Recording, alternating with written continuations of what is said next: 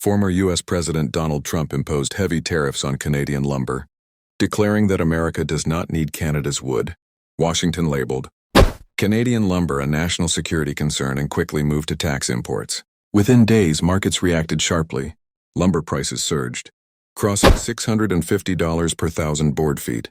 The construction sector felt the immediate impact as building costs across the United States rose significantly. Experts say roughly one-third of the lumber used in the U.S. comes from abroad, with Canada as the primary supplier.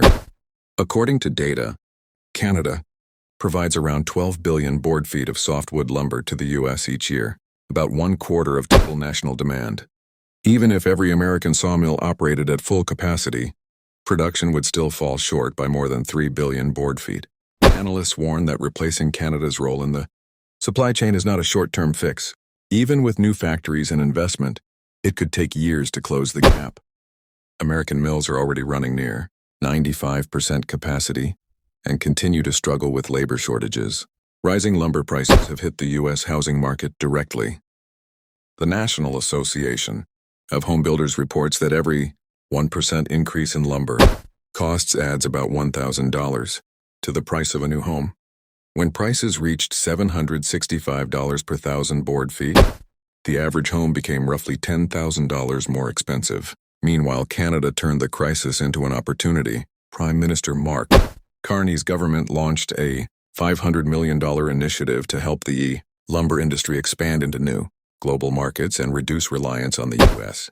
Soon after, another $1.2 billion package was introduced to protect the sector from anti-dumping duties and enhance global competitiveness. Canada began redirecting exports to new destinations: South Korea, Japan, India, Germany, the United Kingdom, and countries across the Middle East increased their demand for Canadian lumber. Japan alone boosted imports by 26% in early 2024. Analysts say this shift is becoming a long-term success for Canada. The country has moved from exporting raw wood to producing higher-value products such as engineered and premium timber. In contrast, the United States continues to face challenges. Higher prices, labor shortages, and stalled construction projects have slowed down the housing sector nationwide.